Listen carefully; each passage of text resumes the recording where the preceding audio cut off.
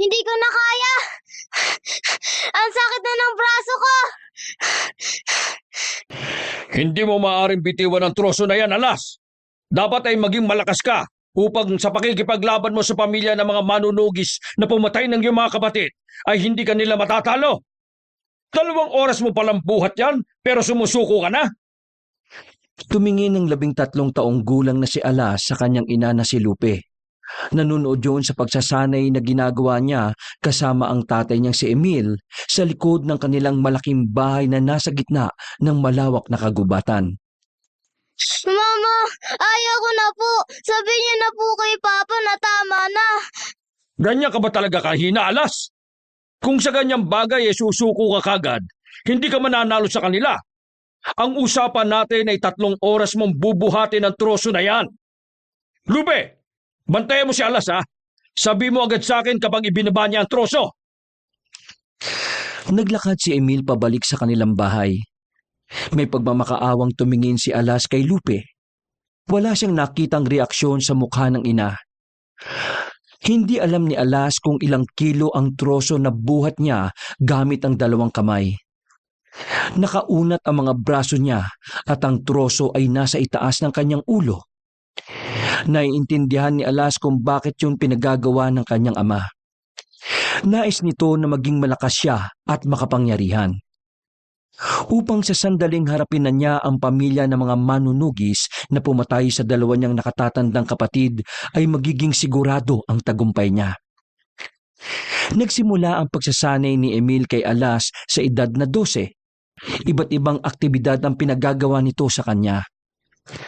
Lahat ng yon ay ginawa niya upang ipakita sa kanyang mga magulang na malakas siya at darating ang araw na magagawa niyang patayin ang mga taong nais nilang gantihan.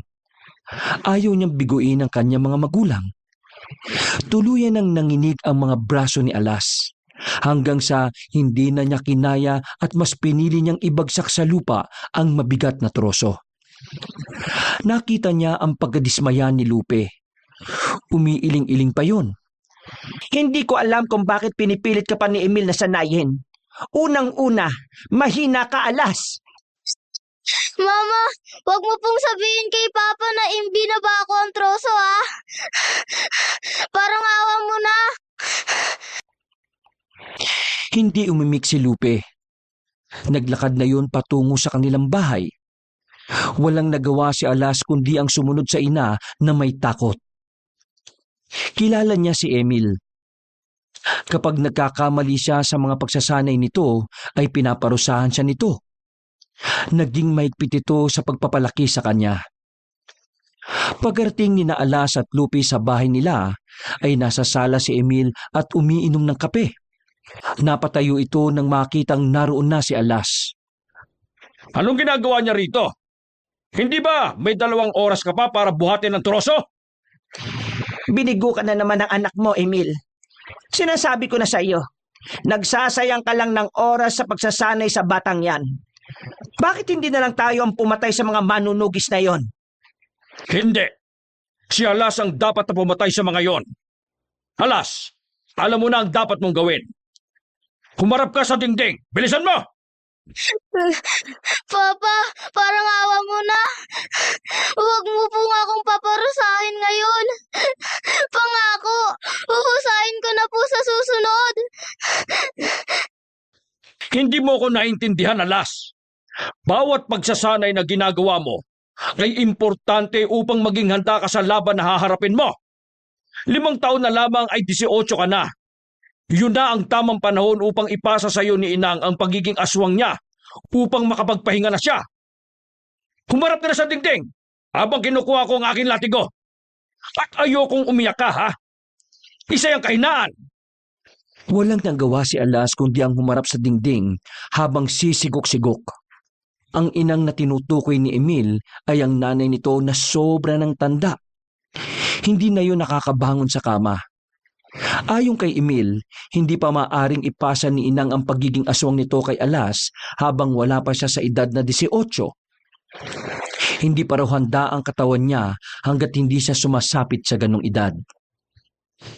Sa pagbalik ni Emil sa sala ay dala na nito ang latigo. Malakas nitong nilatigo sa likod si Alas. Tama na po! Ah! Tama na po!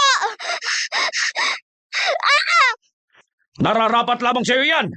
Dahil hindi mo sineseryoso ang pagsasanay natin!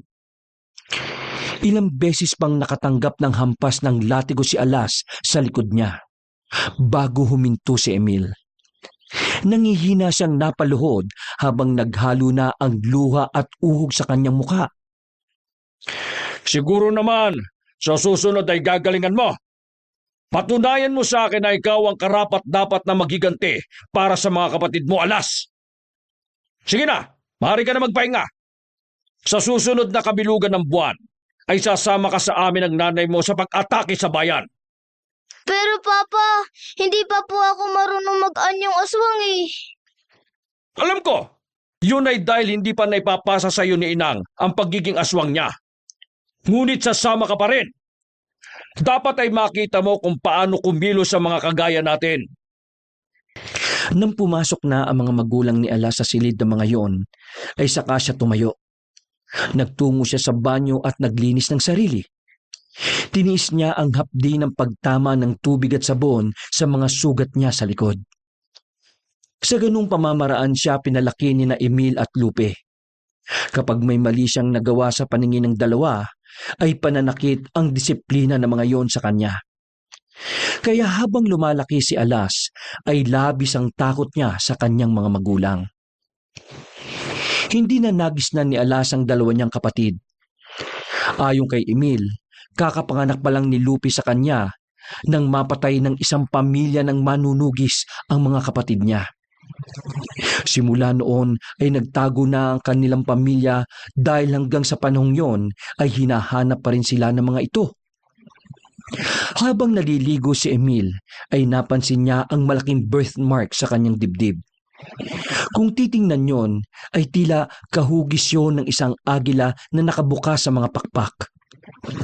Kasing lapad yon ng isa niyang kamay. Ano kaya ang ibig sabihin ng balat na ito? Bakit pakiramdam ko ay meron itong connection sa kung saan?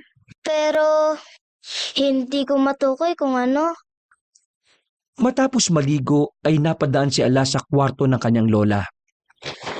Nakabukas ng bahagya ang pinto kaya naisipan niyang isarado yon. Ngunit nang isasarado na niya ang pinto, ay napukaw ang atensyon niya sa mga ungol ni Inang. Kung pagmamasdan si Inang, akala mo ay isa siyang bangkay na humihinga. Payat na payat yon at halos wala ng buhok. Tuluyan na niyang isinarado ang pinto ng kwarto ni Inang at nagtungo na siya sa silid niya. Patagilid siyang humiga sa kama dahil masakit kung ilalapat niya ang kanyang likod. Sana mag-18 na ako para mapasa na sa akin ni Inang ang pagiging aswang niya. Naawa na talaga ako sa kanya eh.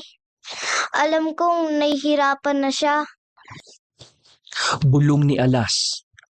Makakapagpahinga o mamamatay lang kasi si Inang sa sandaling may mapagpasahan ito ng pagiging aswang nito. Pero habang hindi yun nangyayari, ay mananatili itong buhay kahit ang katawan nito ay mistulang patay na. Mula pagkabata ni Alas ay sa gitna ng kagubatan na sila nakatira. Doon na umikot ang buhay niya. Hindi siya nakapag-aral sa normal na eskwelahan. Ang nagturo sa kanyang sumulat, magbasa at bumilang ay ang kanyang ina. Sa tuwing isasama siya ng mga magulang niya sa bayan at nakakakita siya ng mga batang naglalaro ay may inggit siyang nararamdaman. Nais niya rin ang ganoong buhay. Ngunit habang nagkakaroon siya ng isip, napagtanto niya na hindi yun mangyayari dahil hindi siya normal. Darating ang panahon na magiging ganap na aswang na rin siya kagaya ni na Emil at Lupe. Isang gabi, habang nakahiga si Alas sa kanyang kama ay naisipan niyang maglakad-lakad sa kagubatan. Hindi siya makatulog at ang paglalakad ang naisip niyang paraan upang dalawin siya ng antok. Sa gitna ng paglalakad ni Alas ay may naramdaman siyang tila mga matang nakasunod ng tingin sa kanya. Pinakiramdaman niya ng mabuti ang paligid. Maya-maya ay napalingon siya sa likuran nang may marinig siyang kaluskos mula roon. Sino nandyan? Mama? Papa? Mula sa likod ng puno ay lumabas ang isang babaeng aswang. Nanlilisik ang mga mata nun at may malapot na laway na tumutulo mula sa bibig. Walang takot na naramdaman si Alas. Alam niyang hindi siya sasaktan ng aswang dahil kauri siya nito. Ngunit nang biglang sumugod ang aswang upang atakihin siya, ay napatakbo siya ng mabilis. Hanggang sa maabutan siya ng aswang nang madapa siya sa isang malaking sanga ng puno. Umibabaw yun nang tumihaya siya. Anong ginagawa mo? Hindi mo akong maaaring kainin dahil magkauri tayo. Kagaya mo, aswang rin ako. Hindi mo ba naaamoy sa dugo ko yun? Malakas na tumawa ang babaeng aswang. Hindi raw niya ito maloloko. Alam daw nito na isa siyang tao at kahit katiting na dugo ng aswang ay wala itong naaamoy sa kanya. Sasakmali na sana si Alas ng aswang nang biglang dumating si Emil na nasa anyong aswang. Maigpit nitong dinakma ang leeg ng babaeng aswang at ibinalibag yun sa lupa. Naggalit ang babaeng aswang. Hindi mo maaring kainin o patayin ang batang ito dahil siya ay aking anak. Siguro naman ay kilala mo ko. Umalis ka na at maghanap ka ng ibang mabibiktima mo ngayong gabi. Galit na umangil ang aswang bago yung tuluyang mawala sa kanilang paningin. Inilahad ni Emil ang isang kamay kay Alas. Nang tanggapin yun ni Alas, ay hinila siya nito patayo. Papa, maraming salamat ha. Kung hindi ka dumating, baka kung ano na nangyari sa akin. Siguro, gutom na ang aswang na yon. Kaya kahit kauri niya, kakainin niya. At anong ginagawa mo rito ng ganitong oras, Alas? Hindi ba hindi ka pwedeng lumabas ng bahay nang hindi nagpapaalam sa amin? Pasensya na po, hindi po kasi ako makatulog eh. Sa susunod, kapag naulit pa ito, lalapat ang latigo ko dyan sa katawan mo! Pangako, Papa. Hindi na ito mauulit. Pero Papa, may tanong lang ako. Nung inatake ako ng aswang at sinabi ko na magkauri kami, hindi po siya naniwala. Ang sabi niya, wala siyang naaamoy na dugo ng aswang sa akin. Hindi po ba dapat meron? Dahil anak niyo ako ni Mama? Sandaling natigilan si Emil. Napansin ni Alas ang alinlangan sa mukha ni Emil bago yun sumagot. Dahil hindi ka pagganap na aswang. Natural yon dahil hindi pa naipapasa ni Inang sayo ang pagiging aswang niya. Tara na sa bahay. Bumalik na tayo. Naramdaman ni Alas ang pag-iwas ni Emil na pag-usapan ng bagay na yon. Marami pa sana siyang katanungan pero hindi na niya naisatinig pa dahil nauna nang maglakad si Emil patungo sa kanilang bahay. Kinaumagahan, isinama ni Alas si Lupe sa bayan upang magtungo sa palengke. May dalang mga ginto si Lupe na ibinebenta nito sa isang pawn shop. Sa pagkakaalam ni Alas ay maraming nakatagong ginto ang mga magulang niya at yun ang ginagamit nila upang magkaroon ng pera. Ayon kay Emil ay ipinamana yun ng mga magulang nito rito. Matapos na maibenta ni Lupe ang ginto sa malaking halaga, ay bumili na sila sa palengke ng mga kailangan nila sa bahay. Isinama siya roon ni Lupe upang meron itong tagabuhat ng mga bibilhin nila.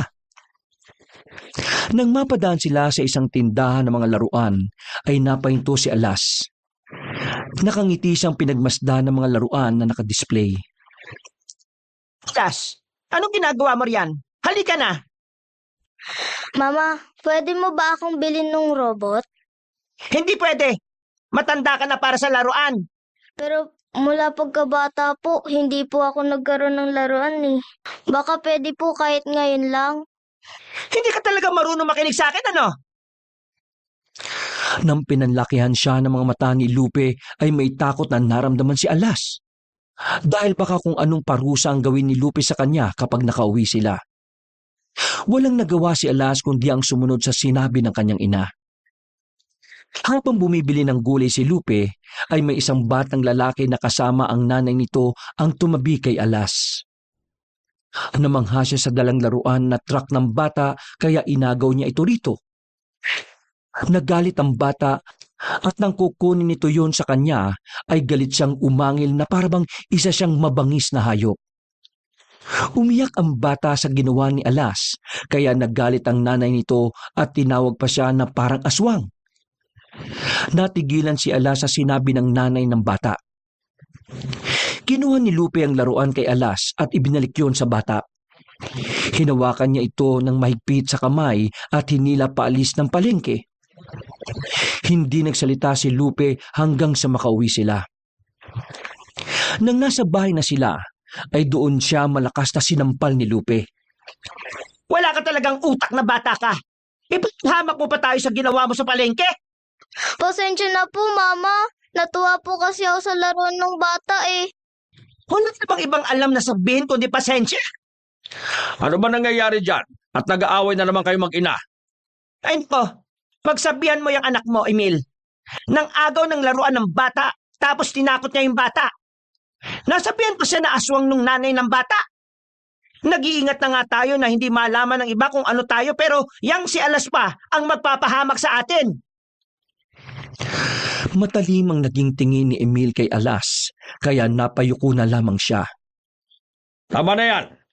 Ireserba niyo ang enerhiya niyo bukas ng gabi. Bilog ang buwan. Alam niyo na ang mangyayari. Pwisit ka talagang bata. Para kay Alas, normal na wala siyang natatanggap na pagmamahal mula sa mga magulang niya. Lumaki siya na nasanay sa ganoong pamamaraan ng pagtrato ni na Emil at Lupe sa kanya. Pagsapit ng gabi, habang natutulog si Alas, ay dinalaw siya ng isang kakaibang panaginip. Nasa gitna raw siya ng gubat. Nakatayo siya at may isang babae at lalaki na lumapit sa kanya. Hindi niya kilala ang dalawa, ngunit tinawag siya ng babae na anak. Nang yakapin siya ng babae, ay may kakaibang damdamin siyang naramdaman. Ngunit biglang sumakit ang birthmark niya sa dibdib hanggang sa dumugo yun. Maraming dugo ang lumabas sa balat ni Alas. Mabuti na lang ay nagising siya sa parting yon ng kanyang panaginip. Napahawak si Alas sa dibdib at may kaunting kirot siyang naramdaman doon na tila totoong nangyari ang kanyang panaginip. Kinaumagahan, habang nag-aalmusal, ay hindi nawala kay Alas ang panaginip na yon. Noon pa man, ay nahihiwagaan na siya sa birthmark na meron siya. Mama, Papa, bakit po ba meron akong balat sa dibdib na parang agila? Normal ang balat sa mga tao o kahit sa aswang. Walang ibang ibig sabihin yan. Bakit mo ba naitatanong? Kagabi po kasi, napanaginipan kong dumudugo ang balat ko. Pero, bago yon may isang babae at lalaki na lumapit sa akin. Yung babae, tinawag po niya akong anak, kahit hindi niya ako kilala. Huwag natin usapan ng walang kwentang bagay na yan habang kumakain tayo. Mama mo, Alas. Imbis na iniisip mo ang panaginip mo kagabi, ay handa mo ang sarili mo mamayang gabi sa pagtungo natin sa bayan. Hindi na umimik pa si Alas. Alam niya na kapag ipinilit niyang pag-usapan nila ang bagay na gumugulo sa isip niya, ay siguradong magagalit ang nanay at tatay niya sa kanya. May kaba sa dibdib ni Alas nang lumabas siya sa bahay nila kasama sina Emil at Lupe. Habang naglalakad sila sa gitna ng kagubatan ng gabing yon, ay napatingala siya at pinagmasdan ang bilog na buwan. Maya-maya ay huminto sa paglalakad sina Lupe at Emil. Dumipa ang mga yon na parabang naliligo sa sinag ng buwan. Mabilis na nagpalit ng anyo ang dalawa at naging aswang ang mga yon. Habang si Alas ay nanatiling tao. Hindi po ba talaga ako pwedeng maging aswang na kagaya niyo? Hindi ba't nasabi na namin na habang hindi pa naipapasa ni Inang ang pagiging aswang sa'yo, ay hindi ka pa makakapagpalit ng anyo? Naintindihan ko po. Pero wala po bang ibang paraan? Pakiramdam ko po kasi hindi ako kabilang sa inyo eh.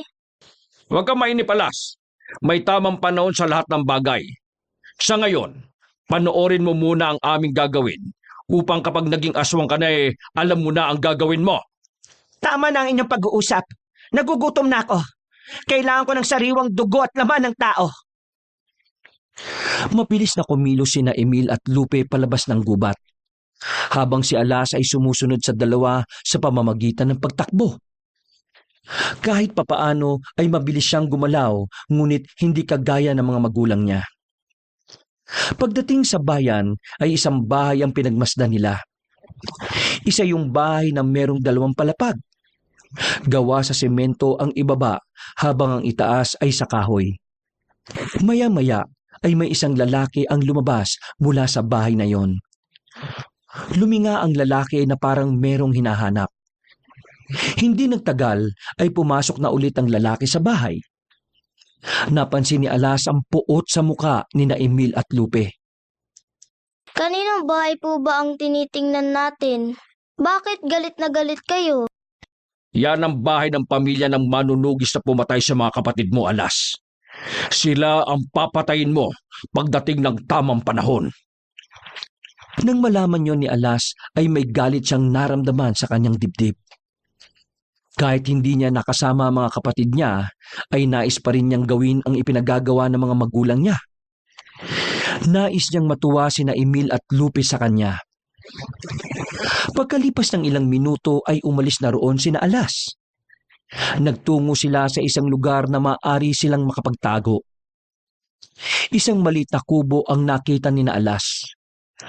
Ayon kay Emil ay naaamoy nito na merong bata sa loob ng kubong yon. Naunang lumapit si Lupe sa bahay. Mataas itong tumalon at walang ingay yon na bumagsak sa bubong ng kubo na gawa sa pawid. Tila napakagaan ng katawan ni Lupe ng sandaling yon. Sumilip si Lupe sa loob ng kubo mula sa bubong. Matapos yon ay sumenyas yon kay Emil. Lumapit si Emil sa kubo at pumwesto yon sa likod. Maya-maya ay tuluyan ng binutas ni Lupe ang bubong at nagawa na nitong makapasok sa loob ng kubo. Sumunod na ang malakas sa pagsigaw ng isang babae sa loob at ang pag-iyak ng bata.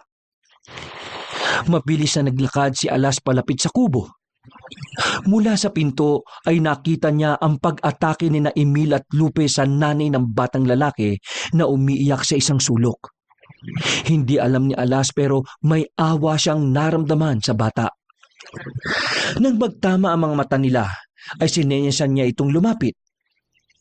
Tila nagtiwala ang bata kay Alas dahil habang abala sina Emil at Lupe sa paglapa sa nanay ng bata ay lumapit ang bata sa kanya. Huwag ka mag-alala, itatakas kita. Hinuwakan ni Alas ang kamay ng bata at hinila yon palayo sa kubo. Ngunit hindi pa man sila nakakalayo ay nakita niyang hinahabol na sila ni Emil at Lupe. Hanggang sa humarang na ang dalawa sa kanilang daraanan. Anong ginagawa mo? Huwag mong sabihin na pinapatakas mo ang batang yan. Maawa po kayo sa kanya, bata pa po siya. Awa? At kailan ka pa nakaramdam ng awa sa mga tao? Pagkain natin sila. Nakalimutan mo na rin ba na tao rin ang pumatay sa mga kapatid mo?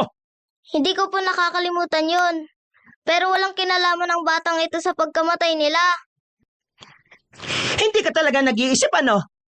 Ibigay mo sa amin ang batang yan. Sa gitna ng pagtatalong yon ay may isang babae at lalaki ang dumating. Ang lalaking mas may edad ay may dalang itak habang buntot pagi naman sa mas bata. Nakita ni Alas ang labis na takot sa mukha ng kanilang ina at ama. Sina Romano at Jonas! Umalis na tayo rito! Binuhat ni Emil si Alas at mabilis silang tumakas. Tumakbo sila papasok sa gubat. Hindi huminto sa pagtakbo sina Emil at Lupe hanggang sa hindi sila nakakasiguro na malayo na sila sa bayan. Nang ibaba siya ni Emil, ay isang malakas na suntok sa muka ang natanggap ni Alas mula rito. Hindi ka talaga nag-iisip! Kung hindi mo tinangkang patakasin ang batang yon, nakain na sana namin siya ng iyong ina! Sinasabi ko na sa iyo, Emil. Wala tayong mapapala sa anak mo na yan. Hindi siya magiging malakas na aswang kagaya natin at ng mga anak nating namatay. Puro kahihiyan na lamang ang ginagawa mo, Alas. Kailan ka ba matututo? Wala ka nang ginawang tama ah. Labis ang pangliliit na naramdaman ni Alas ng sandaling yon. Tumiim sa utak niya ang masasakit na salita na natanggap niya mula kina Emil at Lupe. Nang makabalik sila sa kanilang bahay ay hindi siya inimika ng dalawa. Kinaumagahan, hindi pa rin kinausap ni Alas ang kanyang mga magulang. Alam niya na hanggang sa mga sandaling yon ay diskumpiyado pa rin ang mga ito sa tangka niyang pagligtas sa bata na dapat ay isa sa nabiktima ng mga ito noong nakaraang gabi. Ngunit nang matapos na silang kumain, ay biglang nagsalita si Emil. Siguro naman may natutunan ka na sa ginawa mo kagabi, Alas. Tandaan mo, kalaban natin ang mga tao. Gusto nila tayong patayin dahil alam nilang mas malakas ang kagaya natin kesa sa kanila. Nais nila na sila lamang ang mabuhay dito sa mundo. Naintindihan ko po. Pasensya na po kung puro kamalian na lang nagagawa ko. Hayaan niyo po, darating ang panahon, makakabawi ako sa inyo. Papatunayan ko na karapat dapat akong maging anak niyo. Mama, Papa. Hindi na natin kailangan maghintay na matagal para makabawi ka, Alas. Ano pong ibig mong sabihin, Papa? Nang makauwi tayo kagabi, isang plano ang naisip namin ng nanay mo. Kailangan mapasok ka sa pamilya ni na Romano at Jonas. Sila ang mag-amang manunugis na pumatay sa mga kapatid mo. Pero baka patayin nila ako. Hindi ka nila papatayin kung hindi nila alam na aswang ka. Ang gagawin mo ay mag-iispiya ka sa kanila. Sasabihin mo ang lahat ng matutuklasan mo sa pamilyang yon sa amin ng iyong ama. Kagaya po ng ano. Alamin mo kung ano ang sikreto nila at bakit matapang sila na makipaglaban sa mga aswang. Higit sa lahat, aalamin mo ang kanilang kahinaan. Naintindihan mo ba ang mga gagawin mo? Opo, pero hindi po ba may kakayahan ang ilang manunugis na malaman na isang aswang ang tao? Sigurado po ako na may ganong kakayahan sina Romano at Jonas. Hindi kapag ganap na aswang, Alas. Hindi nila yun malalaman. Hindi ka namin nilalagay sa isang sitwasyon kung alam namin na ikakapahamak mo yon. Kahit na puro kapalpakan at kahihiyan ang dala mo sa amin ng nanay mo, ay anak ka pa rin namin. Mahal ka namin, Alas. Pinigil ni Alas ang mapaiyak nang marinig ang huling pangungusap na sinabi ni Emil. Noon lamang niya narinig dito ang salita na mahal siya nito. Gawin mo yon para mapatunayan mo sa amin na hindi ka mahina, Alas. Kailangan mong bumawi sa amin. Opo, pumapayag na ako sa plano nyo. Sisiguruhin ko magtatagumpay ako sa mission ko sa pamilyang yon. Pangako, hindi ko po kayo bibigoin sa pagkakataong to. Mabuti kung ganon. Patunayan mo ang lahat ng sinabi mo dahil ito na ang huli mong pagkakataon para patunayan sa amin ang sarili mo, Alas. Pero, paano po ako makakapasok sa bahay ni na Romano at Jonas nang hindi sila maghihinala sa pagkatao ko? Napagplanuhan na rin namin ni Lupe ang tungkol sa bagay na yan. Sa tingin namin magiging matagumpay ang plano na yon at hindi maghihinala sina Romano at Jonas na ikaw ay kanilang kalaban. Tandaan mo na hindi mo sila maaaring patayin agad. Ang gusto namin, kung wala kang makitang kahinaan nila, ay kailangan mo silang madala sa amin upang kami ng nanay mo ang pumatay sa kanilang mag-ama. Isang makahulugang ngiti ang sumilay sa labi ni na Emil at Lupe. Nagkatinginan pa ang dalawa. Sa totoo lang ay may takot na naramdaman si Alas sa gagawin niyang pag-iispiya kina Romano at Jonas.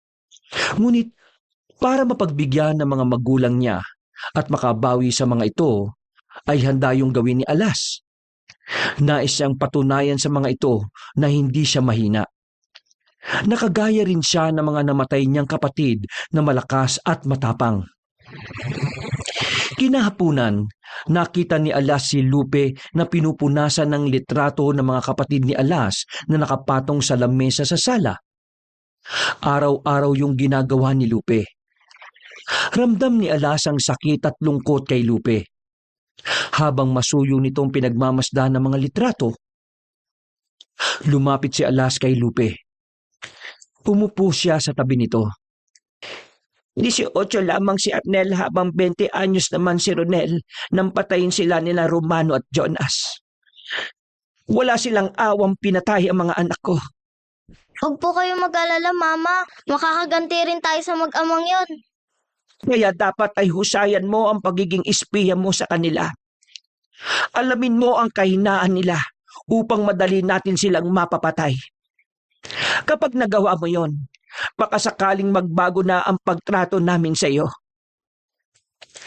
Sa sinaping yun ni Lupe ay lalong naging porsigido si Alas na magtagumpay sa misyon niya.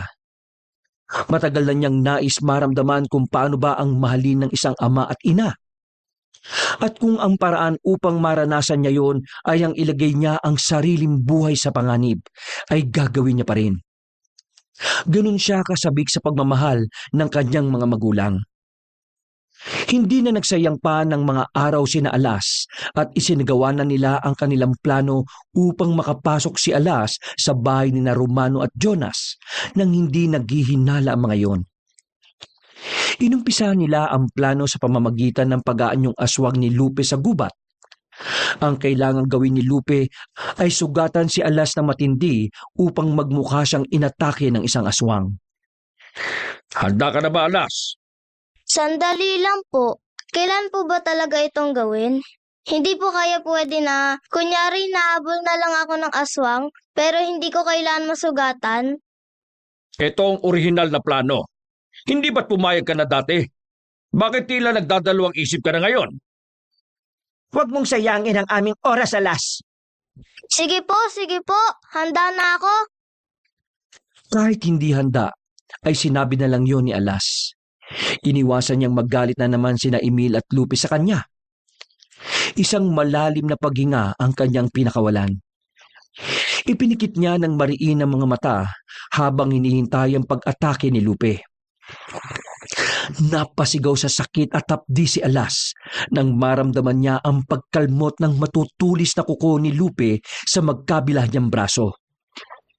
Lumipat yun sa likuran niya at kinagat siya sa batok. Nangihinang napaluhod si Alas. Pakiramdam niya ay mawawalan siya ng malay. Pero hindi pa ron natapos ang lahat. 2 beses pa siyang kinalmot ni Lupe sa likod na naging sanhi upang tuluyan siyang bumagsak sa lupa. Buhatin mo na siya, Emil. Kailangang madala natin siya sa bahay ni Romano. Nakapikit si Alas ngunit alam niya ang nangyayari sa kanyang paligid. Naramdaman niya ang pagbuhat ni Emil sa kanya. Makalipas ang ilang minuto ay ibinaba na siya ni Emil. Sinampal pa siya nito upang bumalik ang kamalayan niya. Nandito na tayo sa harap ng bahay ni Romano. Alam mo na ang gagawin mo. Po, Papa. Alam ko po. Mabilis na nagtago si Emil sa hindi kalayuan. Habang si Alas ay humiga malapit sa bahay ni Romano. Pumaibabaw si Lupe sa kanya at sinimulan siya nung kalmutin ng paulit-ulit habang nakasangga ang mga braso ni Alas. Saklolo! Tulungan niyo ako! Inaatake ako ng aswang!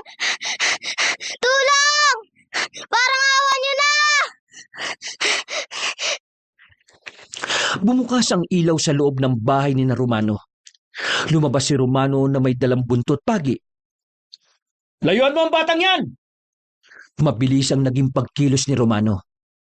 Hahampasin sana nito ng buntot pagi si Lupe, ngunit kusang kumilos ang katawan ni Alas upang protektahan ang kanyang ina. Hinawakan niya ang mga braso ni Lupe at umikot siya upang siya ang tamaan ng buntot pagi. Malakas na napasigaw si Alas nang maramdaman niya ang paglapat noon sa kanyang likod. Agad na tumakas si Lupe. Nagtungo yon sa madilim na bahagi ng lugar hanggang sa tuluyan ng mawala. Napahiga na lang si Alas sa lupa habang nakatingin sa langit na puno ng bituin. Sa dami ng sugat na kanyang natamo, ay nangihina na siya at nanlalabo na ang paningin. Dumukwang si Romano sa kanya. Tinapik nito ang pisngi niya. Totoy, huwag ka matutulog. Totoy! Pinilit ni Alas na huwag ipikit ang mga mata, ngunit sadyang hindi na kaya ng katawan niya. Bumigat ang talukap ng kanyang mga mata hanggang sa tuluyan na siyang nawalan ng malay. Nang magising si Alas, ay nakahiga siya sa isang kama. Ang puting kisame ang unang bumungad sa kanya. Sa paglinga niya sa paligid ay isang binata ang nakita niya na naninigarilyo sa tabi ng nakabukas na bintana. Nang makita siya nito, ay agad nitong itinapon ng sigarilyo sa bintana. Oh, sandali lang. Tatawagin ko lang si tatay. Nagmamadaling lumabas ng silid na yon ng lalaki. Walang ideya si Alas kung nasaan siya. Makalipas ang ilang minuto, bumalik ang binata kasama ni Romano. Oh, kumusta na pakiramdam mo? Nasaan po ako? Anong lugar ito? Nandito ka sa ospital. Matapos kang atakihin ng aswang dito kita dinala. Alam ko na hindi ka kakayaning gamutin ng albularyo sa lugar namin dahil sa dami ng sugat mo sa katawan. Ano? Kumusta ka na? Masakit pa rin po ang sugat ko. Maraming salamat po sa pagligtas niya sa buhay ko, ha? Walang anuman. Siya nga pala. Ako nga pala si Romano. Siya ang anak kong si Jonas. Ikaw, anong pangalan mo? Alas po. Ako po si Alas. Alas? Sino pala ang mga magulang mo? Saan ka nakatira? Kailangan masabihan namin ng nanay at tatay mo sa nangyari sa'yo. Sigurado ako na nag-aalala na sila sa'yo. Sandaling hindi nagsalita si Alas. Inalala niya ang dapat niyang gawin. Hindi ko po matandaan kung nasan ang bahay namin eh. Kahit ang pangalan ng mga magulang ko, hindi ko rin po matandaan. Wala po akong matandaan, Mang Romano, maliban sa pangalan ko. Talaga lang Wala ka maalala? O sinadya mong walang maalala? Jonas, huwag ka magsalita ng ganyan. Sa tingin mo ba magsisinungaling ang isang bata na inatake ng aswang? Tay, kahit nga yung anak ni Alimberta na 5 taon nagsisinungaling na Yan pa kaya? Wala po akong dahilan para magsinungaling sa inyo. Wala po talaga akong matandaan. Marahil naapektuhan ng utak niya dahil sa trauma na inabot niya sa pag-atake ng aswang sa kanya kagabi. Pero huwag ka mag-alala, Alas. Tutulungan ka namin na makauwi sa pamilya mo. Sa ngayon, habang nagpapagaling ka maaari kang manatili muna sa bahay namin.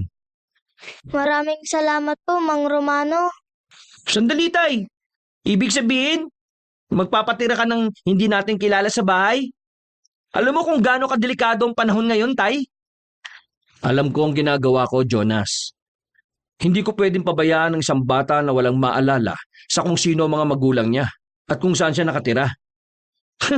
Okay. Bahala ka, tay. Basta ako, nagpapaalala lang ako sa inyo, Sa loob ni Alas ay nagdiriwang siya dahil nagtagumpay siya na makuha ang loob ni Romano. Ang maganda pa, ito na mismo ang nag-alok na doon siya manirahan sa bahay nito. Sigurado siya na kapag nalaman yun ni na Emil at Lupe ay matutuwa sa kanya ang dalawa. Nang sumunod na araw ay nakalabas na si Alas sa ospital. Dumiretso na sila ni Romano sa bahay nito. Pinagamit nito sa kanya ang isang bakanting kwarto na nasa ibaba ng bahay.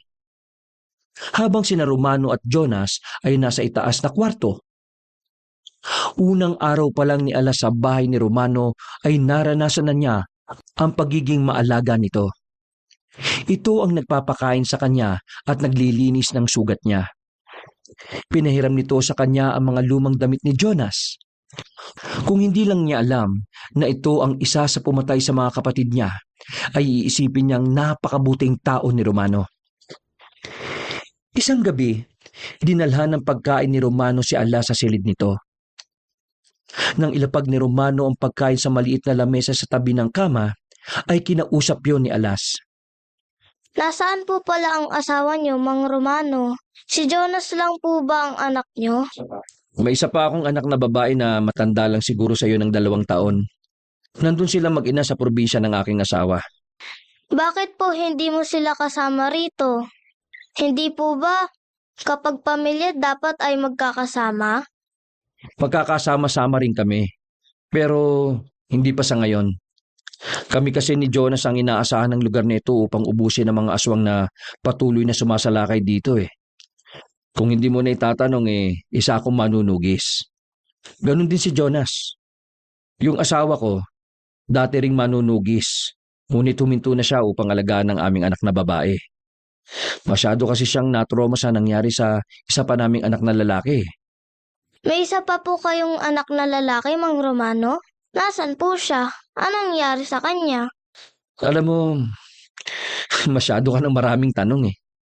Kumain ka na para makainom ka na ng gamot mo. Bukas magtutungo tayo kay na Kapitan para matulungan nila tayo na mahanap ang mga magulang mo. Lumabas na si Romano ng silid ni Alas. Nabuhay ang kuryosidad ni Alas sa isa pang anak na lalaki ni Romano. Hindi nito nabanggit kung mas bata ba yon o mas matanda kay Jonas. Sa pag-uobserba ni Alas kay Romano, ay napansin niya na labis ang pagmamahal nito sa pamilya. Lalo na kay Jonas na kahit nasa 30 anyos na yata ay inaasikaso pa rin ito. Doon pa lang ay tila nalaman na niya ang kahinaan ni Romano. Yun ay ang pamilya nito. Sa gitna ng pagkain ni Alas ay narinig niya ang pag-uusap ni na Romano at Jonas sa sala. Iniwan muna niya ang pagkain. Lumapit siya sa nakasaradong pinto at idinikit roon ng kanyang tenga upang mas mapakinggan niya ng maayos ang pinag-uusapan ng mag-ama. Sigurado ka ba talaga, Tay? Sa pagkup-kup dyan sa Alas na yan? Paano kung masamang tao pala yan? Paano kung padala pala siya ng mga aswang na matagal na nating kalaban? Alam mo na malakas ang pakiramdam ko kapag aswang ang isang tao. Hindi ko nakikitaan ng sinyalis si Alas na isa siyang aswang o kahit katiting na dugo ng isang aswang. Kung nakita mo lang ang itsura niya nung inatake siya ng aswang, maawa ka rin talaga sa kanya. Ay nako, ewan ko, Tay. Pero iba talaga ang tingin ko sa batang yan eh. Mainit ang dugo ko sa kanya, ha? Magkaiba tayo. Magaan ang loob ko kay Alas. Pakiramdam ko, kahit ngayon ko lang siya nakilala matagal ko na siyang kasama. Pero hindi si Alas ang problema natin ngayon. Sina Lupe at Emil. Oh, ano naman ang tungkol sa kanilang dalawa? Nandito na ulit sila sa bayan natin. Nag-aasik na naman sila ng lagim. Malaki rin ang hinala ko na tayong dalawa ang pakay nila rito. Mas maganda na wala rito ang nanay mo at ang kapatid mo. Alam kong si Lupe ang umatake kay Alas. Hindi ko pwedeng makalimutan ang mukha ng hayop na yon. Kung ganun, bukod sa iba pang aswang na umaatake dito sa atin, dumagdag na naman sina Lupe at Emil. Ganun na nga. Kaya kailangan natin na mas maging maingat. Hindi ako makakapayag na makapambiktima na naman sila dito gaya ng dati. May kaba at takot na naramdaman si Alas para sa mga magulang niya nang marinig niya ang pag-uusap na yon ni na Romano at Jonas. Naisip niya na baka sapitin ni na Emil at Lupe ang kapalaran ng mga kapatid niya sa mag-amang manunugis. Habang mahimbing ang tulog ni Alas ng gabing yon, ay nakarinig siya ng mahinang pagkatok sa bintana ng kwartong tinutulugan niya. Nagising siya at binuksan ang bintana. Isang malaking ngiti ang sumilay sa labi niya nang makita niya sina Emil at Lupe na nakatayo sa tapat ng bahay ni na Romano. Mula sa bintana ay lumabas si Alas. Naglakad sina Emil at Lupe patungo sa madilim na bahagi. Sumunod doon si Alas. Nang huminto ang dalawa, ay agad niyang niyakap si Lupe ngunit itinulak siya nito palayo. Nasaktan ng damdamin niya sa ginawa ng ina, ngunit hindi niya yun ipinahalata. Masaya po ako na nakita ko kayo uli, Mama, Papa. Ilang araw ko na po kasi hindi kayo nakikita eh. Kamusta na po kayo? Wala kami rito para makipagkumustahan sa'yo. Nandito kami hindi para makipagkumustahan sa'yo. Ano na nangyari sa pinapagawa namin sa'yo, Alas? Siguraduhin mong may magandang balita kang sasabihin sa amin. Hindi pa po ako masyadong makagalaw ngayon sa bahay ni na Romano eh. Pero sa tingin ko, alam ko na ang kahinaan ni Romano. Ano yon? Ano ang kahinaan ni Romano? Ang pamilya niya po. Kaya lang, yung asawa niya at isang anak niya na babae, wala po rito. May nabanggit din po siya sa akin na anak niyang lalaki. Hindi niya lang po nasabi sa akin kung nasan ang anak niyang yun. Pero siguro, aalamin ko ang bagay na yun sa susunod na mga araw. Lihim na nagtaka si Alas nang mapansin niya ang makahulugang pagtitinginan ni na Emil at Lupe. Tila nag-uusap ang mga mata ng mga yon. Problema po ba? Huwag mo nang pakialaman ang isa pang anak na lalaki ni Romano. Kung wala dito ang asawa niya at anak na babae, hindi natin yon magagamit para talunin at patayin sina Romano at Jonas. Kumanap ka pa ng ibang kahinaan nila. Alamin mo kung meron ba silang ginagamit na agimat o anting-anting. Sige po, Papa. Gusto ko na pong matapos ang mission ko na to para makabalik na ako sa atin. Miss na miss ko na po kayo eh. Sige na, kailangan na naming umalis. Wala kaming oras sa pagdadrama mo. Sa isang kisap mata ay naglaho ang dalawa sa harapan ni Alas. Nanlamig siya nang marinig niya ang boses ni Jonas sa kanyang likuran. Alas, anong ginagawa mo rito? Sino yung mga kausap mo? Mas lalong bumilis ang kabog ng dibdib niya nang marinig niya ang papalapit na hakbang ni Jonas. Nag-aalinlangan siyang humarap sa binata. Kausap? Wala akong kausap dito, Kuya Jonas. Bago ako makarating dito, ay may narinig akong boses ng babae. Imposible ang sinasabi mo, Kuya. Ako lang mag-isa rito. Nagpapahangin lang ako. Nakakapagtaka na kahit inatake ka ng aswang may lakas loob ka pa rin na lumabas ng ganitong oras na walang kasama. Hindi ba dapat may trauma ka pa sa nangyari sa'yo? Hindi naman ako malayo sa bahay nyo. Nandito lang ako sa malapit. Sige, Kuya. Babalik na ako sa loob. Magpapahinga na ako. Nakakaisang hakbang pa lang si Alas nang biglang hawakan ni Jonas ang braso niya. Maigpit yun na para bang ayaw siya nitong pakawalan. Mataman siya nitong tiningnan sa mata at hindi niya nagawang salubungin ang titig nito sa kanya. Hoy, kung si tatay, nakuha mo na ang loob, ibahin mo ako Masama ang hinala ko sa'yo. At sa oras na mapatunayan kong tama ang hinala ko, humanda ka dahil hindi mo magugustuhan ang mangyayari sa'yo. Napalunok ng laway si Alas. Natakot siya sa sinabi ni Jonas. Talagang mahirap kunin ang loob nito, hindi kagaya ni Romano.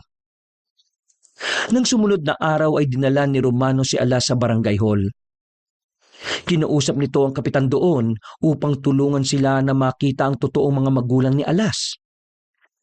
Inunan siya ng litrato at ayon sa kapitan ay gagamitin nito yon upang ipakalat sa mga katabing bayan ang litrato niya. Malaki raw ang magagawa nun upang mas mapadali ang paghahanap nila sa pamilya ni Alas. Habang naglalakad pa uwi ng bahay ay may nadaanan silang mga batang naglalaro. Ano pong nilalaro nila? Bakit binabato nila ang lata gamit ang kanilang tsinelas? Tumbang preso nilalaro nila. Hindi ka pa ba nakakapaglaro ng ganon? Umiling si Alas. Hindi pa po. Kahit anong laro po, ay hindi ko pa po nalalaro. Bakit? Hindi ka ba pinapayagan ng mga magulang mo na makipaglaro sa ibang bata? Hindi po eh. Hindi ko po matandaan. Sa edad mong yan, dapat ay sinusulit mo pa ang pagiging bata mo. Gusto mo bang sumali sa kanila? Para maranasan mo ang makipaglaro sa ibang bata. Huwag na po, Mang Romano. Baka hindi nila ako isali kasi hindi nila ako kilala. Huwag ka mag-alala, kasi mababait ang mga bata rito. Sandali at kakausapin ko sila, ha? Hindi na napigil ni Alas ang paglapit ni Romano sa mga batang naglalaro ng tumbang preso. Tinanong nito sa mga bata kung maaari ba siyang sumali sa mga yon. Agad namang pumayag ang mga bata. Nang tawagin si Alas ng mga bata para makipaglaro, ay hindi siya makapaniwala. Nasasabik siyang sumali sa mga yon sa paglalaro ng tumbang preso. Habang masayang nakikipaglaro si Alas sa mga bata, ay nakangiti naman siyang pinapanood ni Romano. Matapos makipaglaro ni Alas, ay magkasama na silang umuwi ni Romano sa bahay nito. Alam ni Alas na hindi niya makakalimutan ang alaala na yon dahil yun ang unang beses na nakipaglaro siya sa ibang bata. Mang Romano, salamat kasi pinayagan niyo ako maglaro kanina. Huwag ka mag-alala. Habang nandito ka, hahayaan kita makipaglaro sa ibang bata. Basta, siguraduhin mo lang na magiging okay ka ha, kasi hindi pa masyado magaling ang mga sugat mo. Halos hindi na magawa ni Alas ang misyon niya sa bahay ni na Romano. Sa pagkakataon na yon, ay mas nanaig sa kanya ang pagiging bata na walang ibang nais kundi ang maglaro. May mga gabi na nakikipaglaban si na Romano at Jonas sa mga aswang na sumasalakay. Kung minsan ay nasasaksihan niya kung paano makipaglaban ng dalawa at masasabi niyang mahusay ang mga ito. Hanggang isang gabi, narinig ni Alas ang pagtawag ni Emil sa kanya sa labas. Lumabas siya ng bahay at sinundan niya sina Emil at Lupe. Muli silang nag-usap sa madilim na bahagi ng lugar na yon. O ano? Kumusta na ang misyon mo, Alas? Mabuti naman po. Palagi po ako nagmamatsyag kina Romano at Jonas. Labis na nabigla si Alas nang bigla siyang suntukin ni Emil sa tiyan. Nanghina siya at napaluhod sa lupa. Bakit po, Papa? Bakit niyo po ako sinaktan? Nararapat lang sa'yo yan dahil sinungaling ka at walang silbi. Ang akala mo ba'y hindi namin alam na wala kang ginagawa kundi ang makipaglaro sa ibang bata? Alas, ipinapaalala ko sa iyo ha, na nandito ka para alamin ang kahinaan ni na Romano at Jonas. Wala na po akong nakikitang kahinaan nila, kundi ang kanilang pamilya. Kung ganon, gawin mo na ang ikalawang plano natin. Gumawa ka ng paraan upang mapapunta si na Romano at Jonas sa bahay natin sa gubat. Kami nang papatay sa kanila. Hindi na namin mahihintay pa na maging aswang ka. Huwag po kayo mag-alala. Hindi ko kayo bibiguin. Sisiguruhin ko bukas ng gabi na sa bahay natin si na Romano. Pangako po. Huwag kang mangako, gawin mo. Dahil kapag nabigo ka, tuluyan ka na naming itatakwil bilang anak namin, Alas. Hindi niyo po kayang gawin yan. Huwag mo kaming subukan. Kayang-kaya ka namin kalimutan dahil wala kang silbi, Alas. Patunayan mo na karapat-dapat ka pa sa pamilya namin. Hindi na hinintay ng dalawa na makapagpaalam siya ng maayos sa mga ito. Naglakad palayo sina Emil at Lupe palayo sa kanya. Mariin na naikuyom ni Alas sa mga kamay niya. Hindi siya papayag na itakwil siya ng mga magulang niya. Nang sandaling yon, sinabi niya sa kanyang sarili na hindi niya bibiguin sina Emil at Lupe. Nang sumunod na gabi, nagising si Alas sa sigawan ng mga tao sa labas ng bahay. Agad siyang bumangon at lumabas ng kanyang kwarto. Naabutan niya sina Romano at Jonas na humahangos palabas ng bahay. Alas, dito ka lang. May aswang sa labas. Umaatake sa mga tao. Nang makalabas na sina Romano ay sumilip si Alas sa bintana.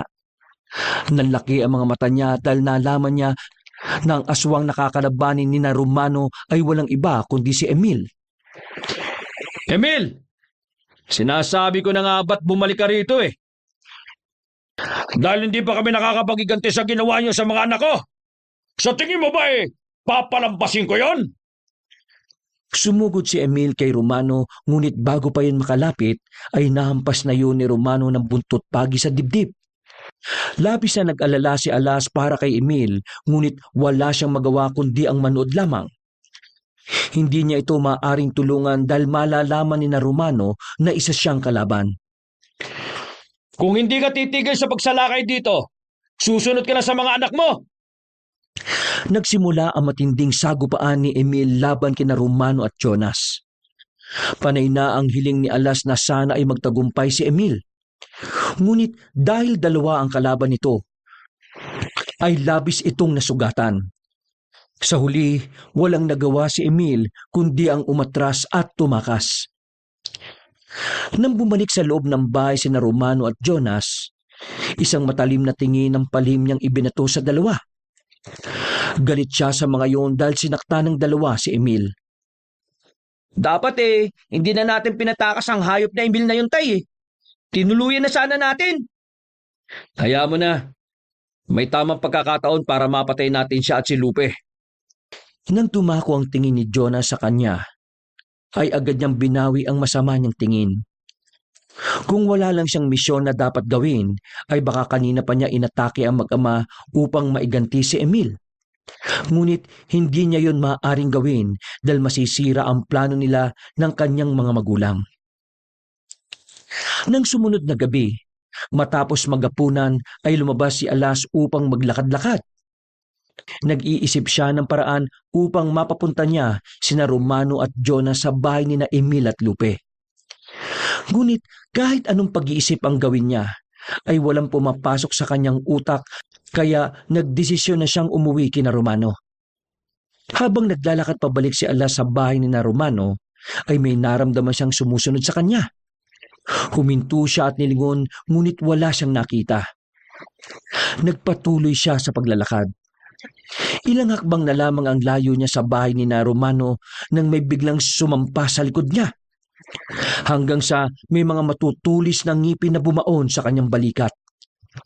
Malakas na napasigaw sa labis na sakit si Alas. Pumigla siya hanggang sa mahulog ang nilalang na umatake sa kanya. Nang makita yun ni Alas, ay nalaman niya na isa yung aswang. Hindi niya kilala ang naturang aswang at sigurado siya na hindi yun si Emil o si Lupe. Tatakbo sana siya papasok sa bahay ni na Romano nang bigla siyang tinalunan ng aswang na naging dahilan upang matumba siya. Dalawang magkasunod na kalmot sa dibdib ang natanggap ni Alas. Mang Romano! Kuya Jonas! Tulungan niyo ako! Tulong! Mula sa loob ng bahay ay nagmamadaling lumabas sina Romano at Jonas. Jonas! Kunin mo ang buntot pagi, bilisan mo! Sumugod si Romano sa aswang kahit wala itong dalang gamit na kahit na ano. Isang malakas na suntok ang natanggap ng aswang mula kay Romano. Sa lakas ng suntok nito ay lumipad ng ilang metro ang aswang. Tatay! Ang buntot pagi mo! Inihagis ni Jonas ang buntot pagi kay Romano na agad nitong nasalo. Galit na sumugod ang aswang kay Romano. Matapang na sinalubong ni Romano ang aswang. Walang tigil na hinampas nito ang aswang gamit ang buntot pagi. Hanggang sa napalugmok na sa lupa ang halimaw. Sunod na sumugod si Jonas gamit ang isang itak. Itinarak nito yon sa dibdib ng aswang. Tuluyan ang nasawi ang aswang sa pag-atake na yon ni Jonas. Matapos ang mabilis na laban ni na Romano at Jonas sa aswang, ay sinubukang tumayo ni Alas ngunit nabuwal siya. Agad siyang dinaluhan ni Romano. Tara na sa loob para magamot ang mga sugat mo. Ano? Kaya mo ba maglakad? Hindi po makatayo, Mang Romano. Nanghihina po ako. Binuhat ni Romano si Alas at ipinasok siya noon sa bahay. Dinala siya ni Romano sa kanyang silid. Nakasunod sa kanila si Jonas. O Jonas, kumuha ka ng panglinis sa sugat ha. Saka gamot na rin. Agad na tumalima si Jonas sa utos ni Romano. Alas, kailangan nating hubarin ng damit mo ha, para malinisan ng maayos ang sugat mo. Sige po. Wala pong problema, Mang Romano. Tinulungan siya ni Romano na hubarin ang kanyang damit. Binuksan na rin ito ang ilaw ron upang mas makita nito ng maayos sa mga sugat niya. Nang balikan siya ni Romano ay napansin niya na natigilan nito habang nakatingin sa kanya. Biglang nanghilid ang luha nito sa dahilan na hindi niya alam. Mang Romano, may problema po ba? Natitigal-gala na lumapit si Romano sa kanya. Nakatitig yun sa birthmark niya sa dibdib. Umupo ito sa gilid ng kama at tinawakan ng balat niya. Bakit po, Mang Romano? Ano yung nasa dibdib mo? Balat ko po yan. Naalala ko nang sinabi sa akin ng nanay ko na meron na ako nito nung baby pa lang ako. Sinong nanay mo? Si Lupe ba? Lupe ba ang pangalan ng nanay na kinikilala mo? Natigilan si Alas dahil hindi niya akalain kung papaanong nalaman ni Romano kung sino ang nanay niya. Hindi siya nakapagsalita. Labis pa rin siyang naguguluhan. Sa pagkakataon na yun ay dumating na si Jonas. Nang makita nito ang balat ni Alas sa dibdib, ay nabitiwan nito ang dalang maliit na planggana na may laman na tubig. Jonas, si Alas, siya ang kapatid mo na kinuha sa atin noon ni Emil at Lupe. Matapos siyang ipanganak ng iyong ina. Ano pong sinabi niyo, Mang Romano? Hindi ko kayo maintindihan. Alas, anak, Anak? Bakit niyo ako tinawag na anak? Hindi ikaw ang tatay ko. ikaw ang anak ko na ninakaw sa akin ni na Emil at Lupe. Isang araw matapos kang maipanganak ng nanay mo. Alam ko na ginawa nila yon upang gumanti sa pagpatay namin sa dalawa nilang anak. Sa balat na nasa dibdib mo, yan ang palatandaan ng sangkol na kinuha nila sa amin. Hindi ko makakalimutan ang balat mo na yan na hugis ng isang agila. Naluluha na si Alas ng sandaling yun, ngunit pinigilan niya ang pagpatak ng kanyang mga luha. Mariin siyang umiling. Hindi! Hindi niyo ako anak! Hindi ikaw ang tatay ko! Huwag niyong lasunin ang utak ko! Alas, maniwala ka. Kahit ako ay makakapagsabi na ikaw ang nawawala akong kapatid. Maniwala ka sa sinasabi ni tatay. Ang akala ko'y pinatay ka ni na Emil at Lupe. Salamat sa Diyos at buhay ka. Akmang yayakapin siya ni Romano, ngunit malakas niya itong itinulak. Sinungaling! Hindi ako naniniwala sa sinasabi niyo! Nililoko niyo ako! Hindi na napigilan ni Alas ang umiyak ng sandaling yon. Kahit may mga sugat siya, ay lumabas pa rin siya ng kwartong kinaroroonan nila. May parte ng utak niya ang naniniwala sa sinabi ni Romano, ngunit hindi matanggap ng puso niya na kung sakaling totoo yon, ibig sabihin ay nabuhay siya sa kasinungalingan.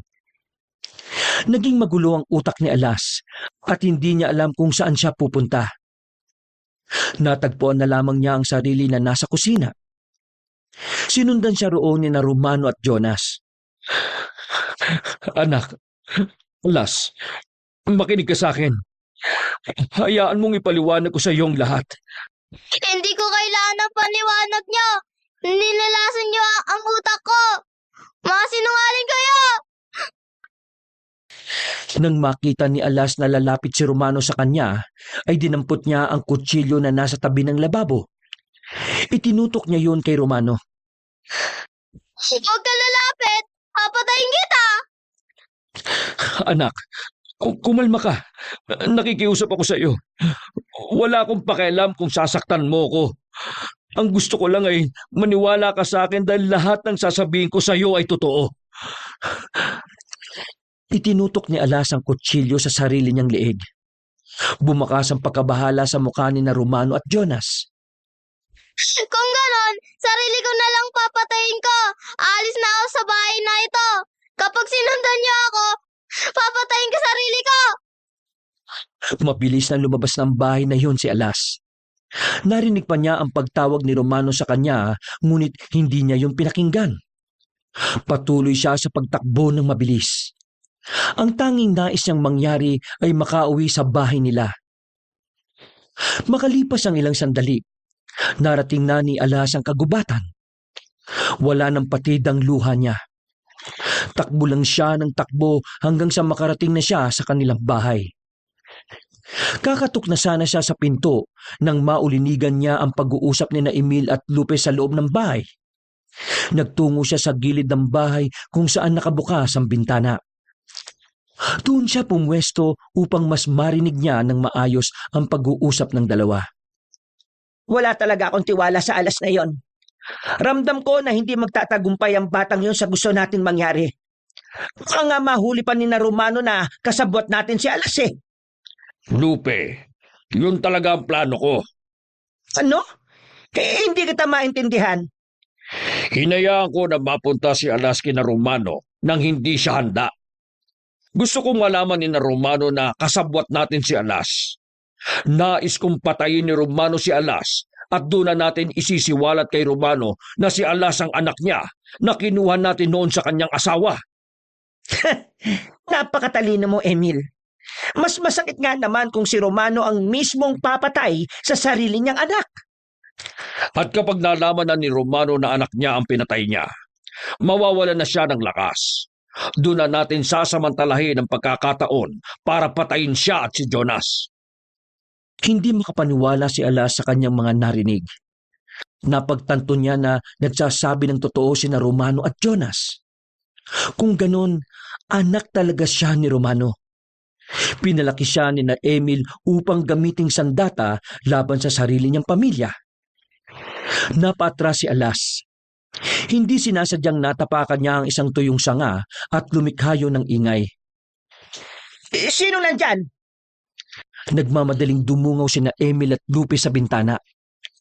Huli na para tumakas si Alas dahil nakita na siya ng mga yon. Alas, ginagawa mo rito? Narinig ko ang lahat. Buong buhay ko. Hindi pala totoo lahat ng sinasabi niyo. Totoo pala ang sinabi sa akin ni Mang Romano. Anak niya ako. Alam mo na pala ang totoo eh. Wala nang rason para maglihim pa kami sa'yo. Kung anong sinabi ni Romano sa'yo at narinig mo sa amin kanina, lahat ng yon, totoo. Manloloko kayo. Ginamit niya ako para saktan ng totoong kong pamilya. Dapat lang sa iyo yon. Pamilya mo ang pumatay sa mga anak ko. Dahil pumapatay din kayo ng mga tao. Kung namatay man ang mga anak niyo, nararapat din yan sa kanila. Walang iya ka. Sa isang kisap mata ay nag-anyong aswang sina Emil at Lupe. Sumugod ang dalawa kay Alas. Mabilis na tumakbo si Alas palayo, ngunit patuloy sa paghabol ng mga yon. Napahinto sa pagtakbo si Alas nang makasalubong niya sina Romano at Jonas. May dalang buntot pagi si Romano habang kay Jonas ay itak. Anak, sa likod ka lang namin. Hayaan mong kami ang humarap sa mga aswang na yan. Nagtago si Alas sa likod ng isang puno. Mula roon ay pinanood niya ang paghaharap ni na Romano at Jonas laban kina Emil at Lupe. Napakalaki ng atraso niyong dalawa sa amin. Inilayo niyo sa amin si Alas at ginamit niyo pa siya para maghiganti. Kung hindi niyo pinatay ang dalawa kong anak, hindi tayo aabot sa ganito. Anong gusto niyo gawin namin? Hayaan kayo na patayin ng mga tao sa lugar namin? Kung hindi kayo nang gugulo, hindi namin mapapatay ang mga anak ninyo. Tama na ang satsat. Kating-kati na akong patayin kayong dalawa. Nagsimula ang matinding labanan. Inatake ni Emil si Romano gamit ang mga matutulis nitong kuko. Nahagip noon ang braso ni Romano. Habang si Lupe ay lumundag kay Jonas at tinangka nitong sakmalin si Jonas. Ngunit mabilis na nakaiwas si Jonas sa pag-atake ni Lupe. Sa una, nagawang depensahan ni na Romano at Jonas ang kanilang mga sarili. Ngunit sa kabila ng kanilang bilis at lakas, ay unti-unting nagiging mas malakas at mabilis sa mga aswang. Isang matinding pag-atake ang ginawa ni Emil. Sinunggaban nito si Romano at nagawa nitong sakmalin si Romano sa balikat. Si Lupe naman ay nagkaroon ng pagkakataon na ibaon ang matutulis nitong kuko sa tiyan ni Jonas. Kahit may sugat, ay tinulungan pa rin ni Romano si Jonas. Tumakbo siya kay Lupe at inihampas ang buntot pagi sa braso nito. Agad na inalis ni Lupe ang pagkakabaon ng kamay sa katawan ni Jonas. Jonas, hayaan mo na ako na lang ang makikipaglaban sa kanila. Hindi maganda lagay mo eh. Kaya ko patay. Huwag mo akong alalahanin. Paano ba yan, Romano? Mukhang ito na ang katapusan ninyo. Pero mas maganda siguro kung uunahin namin patayin si Alas para maranasan mo kung gaano kasakit na makita ang kamatayan ng sarili mong anak. Umaha ang takot kay Alas nang sumugod si Emil sa kanya. Ngunit bago pa makalapit si Emil sa kanya, ay humarang na si Romano sa unahan nito. Sinunggaban ni Emil si Romano. Nang matumba si Romano, ay pumaibabaw dito si Emil. Sinakal ni Emil si Romano at nakita ni Alas ang pagbaon ng matutulis na kuko ni Emil sa liig ng totoo niyang ama. Masyado kang sagabal sa mga plano ko. Sige, pagbibigyan kita kung nais mong maunang mamatay. Napasigaw si Romano nang unti-unting lumalim ang pagkakabaon ng mga kuko ni Emil sa liig nito. Naalala ni Alas ang hawak niyang kutsilyo simula nang umalis siya sa bahay ni na Romano. Kusang gumalaw ang katawan niya. Tumakbo siya palapit kina Romano at walang pagdadalawang isip na itinarak niya ang kutsilyo sa lieg ni Emil. Hindi pa raw natapos ang pag-atake ni Alas.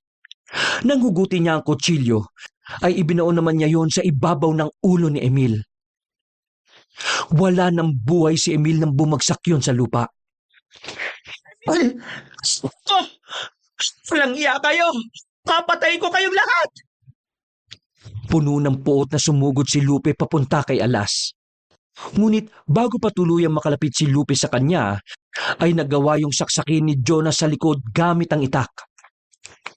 Tumago sa dibdib ni Lupe ang dulo ng itak. Nang hugutin yun ni Jonas ay bumagsak sa lupa si Lupe.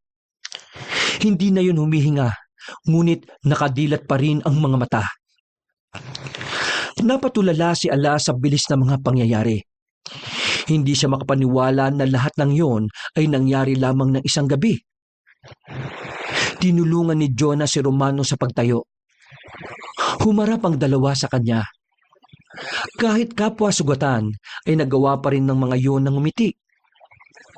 Siguro naman, naniniwala ka na sa amin. Alas, anak, sumama ka na sa amin. Umuwi na tayo sa totoo mong bahay. Hindi mo na kailangan matakot kina Emil at Lupe. Wala na sila.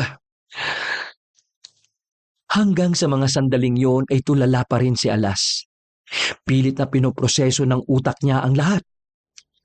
Binalikan niya ang lahat ng alaala niya kina Emil at Lupe mula sa pagkabata niya. Wala siyang maalalang masayang memorya niya sa dalawa dahil kahit minsan ay hindi niya naramdaman na anak siya ni Emil at Lupe.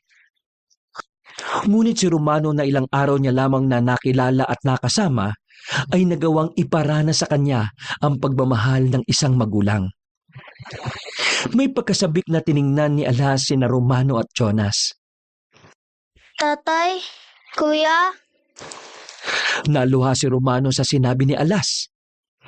Niyakap siya nito ng ubod ng higpit. tatay, umuwi na po tayo. Gusto ko na pong magpahinga. Oo, anak. Uuwi na tayo. Hanggang sa naalala ni Alas si Inang. Sinabi nito kina Romano ang tungkol sa matandang babae. Upang matapos na ang paghihirap ni Inang, nagdesisyon si Romano na sunugin ang bahay ni na Emil at Lupe, kung saan naroroon si Inang. Matapos ang matinding labanan sa gitna ng gubat, nagpasya sina Romano, Jonas at Alas na bumalik sa kanilang tahanan. Dumaan sila sa mga makikitid na daan at tahimik na kagubatan. Habang si Alas ay patuloy na iniisip ang mga nangyari. Hindi na niya maitatanggi ang katotohanan. Sina Romano at Jonas ang kanyang tunay na pamilya. Nang makarating sila sa kanilang bahay, ay umupo sila sa mahabang upuan na gawa sa kawayan na nasa sala.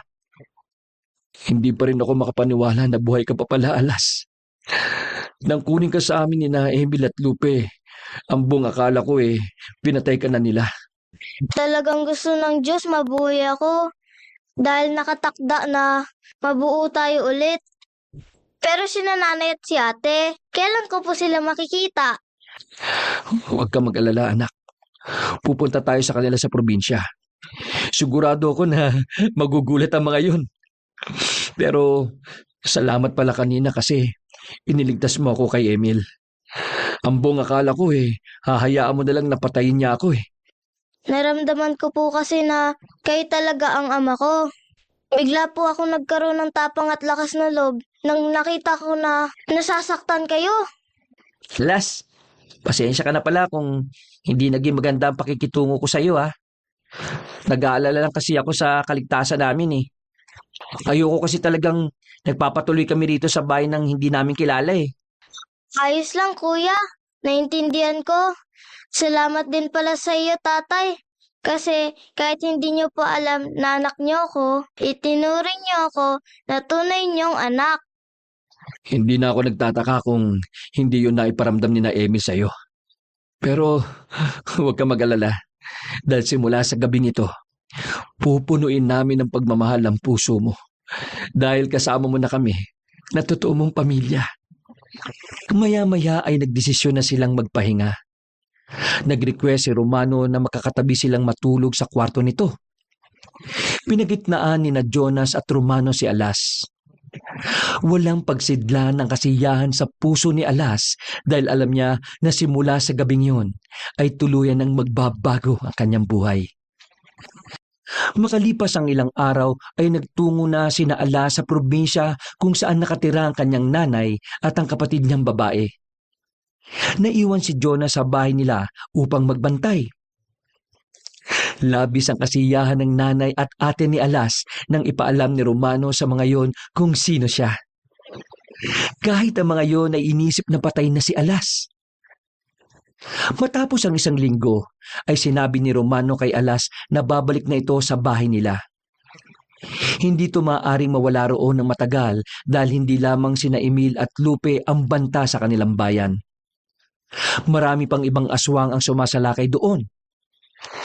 Alas, anak, dito ka muna ha. Dadalawin ka na lang namin dito ng Kuya Jonas mo. Tatay, nakapag-desisyon na po ako. Sasama po ako pabalik sa inyo. Bilang isang mahusay na manunugis. Kagaya niyo ni Kuya Jonas. Gusto kong lumaban sa mga aswang hanggang sa maubos sila. Sigurado ka ba sa sinasabi mo, anak? Sigurado po ako, tatay. Noon, sinanay ako ni Emil para maging malakas at mabangis na aswang. Nais kong palitan ang alaala kong yun ng alaala ng pagsasanay ko para kalabanin ang kadiliman. Kung yan ang gusto mo, susuportahan kita. Hindi na rin ako nagulat kasi nasa dugo mo naman talaga ang isang manunugis ng aswang eh. Labis na nagulat si Jonas nang makita nito si Alas na kasamang umuwi ni Romano. Natuwa ito nang nalaman na magsasanay siya upang maging manunugis. Makalipas ang ilang araw, kinausap ni Romano si Alas. Anak, panahon na para simulan mo ang iyong pagsasanay. Dito sa kahon na ito, makikita mo ang lahat ng kailangan mo. At si Kuya Jonas mo ang tutulong sa pag-aaral mo. Salamat, tatay. Gagawin ko ang lahat ng makakaya ko upang maging karapat-dapat ako sa pamilya natin. Wala kang dapat patunayan, anak. Pero kung yun ang landas na nais mong tahakin, nandito kami ng kuya mo para tulungan ka. Tama si Tatay Alas. Kaya mo yan. Tutulungan ka namin. Sa araw na yon ay nagsimula ang mahigpit na pagsasanay ni Alas. Araw-araw kasama niya si Jonah sa pag-iinsayo ng paggamit ng iba't ibang uri ng armas. Mula sa itak hanggang sa buntot pagi. Tinuruan siya ni Romano ng mga sinaunang taktika sa pakikipaglaban at mga lihim ng kanilang angkan sa pagsugpo ng mga aswang. Hindi nagtagal, naging biyasa si Alas sa paggamit ng mga sandata at sa pakikipaglaban. Isang araw, habang nagsasanay si Alas sa likod ng kanilang bahay, nilapitan siya ni Romano. Anak, handa ka na ba sa iyong unang misyon bilang manunugis ng aswang? Ano pong ibig niyong sabihin? May nangangailangan ng tulong natin eh. Sa kabilang bayan. Gabi-gabi, sinasalakay sila ng isang aswang eh. Isasama ka namin ni Kuya Jonas mo. Kung kaya mo na at handa ka na. Oo, tay. Sasama ako sa inyo ni Kuya. Gusto kong magamit na ang mga natutunan ko sa inyong dalawa. Nagpatuloy ang kanilang pagsasanay hanggang sa dumating ang gabi. Sa ilalim ng liwanag ng buwan, naglalakad si Alas sa tabi ng kanyang ama at kapatid. Hawak ang kanyang itak. Patungo na siya sa bayan kung saan sinasabi na may aswang na nanggugulo gabi-gabi. Alas, nararamdaman kong handa ka na. Simula ngayon, ikaw ay isa ng tunay na manunugis ng aswang. Maraming salamat po sa iyo, tatay, at kay Kuya. Kayo ang dahilan kung bakit ako natutong lumaban para sa kabutihan. Huminga ng malalim si Alas. Ramdam niya ang bigat ng responsibilidad ng pagiging isang manunugis. Ngunit habang kasama niya ang kanyang pamilya, Alam niyang kaya niyang harapin ang anumang pagsubok at laban na kanilang haharapin. Sa sandaling yon, nagsimula ang bagong kabanata ng buhay ni Alas. Isang batang lumaki sa kasinungalingan, ngayon ay naging isang tunay na tagapagtanggol ng kanyang pamilya at ng kanilang komunidad. Sa bawat takbang na kanyang gagawin, alam niyang hindi siya nag-iisa. Ang pagmamahal at suporta ng kanyang pamilya ang magiging gabay niya sa bawat laban at pagsubok. At sa ilalim ng liwanag ng buwan, handa na si Alas na harapin ang mga aswang at ipagtanggol ang kanyang mga mahal sa buhay. Sa wakas, natagpuan niya na ang kanyang lugar sa mundo. Bilang isang manunugis ng aswang at tagapagtanggol ng lahat ng tao. Wakas.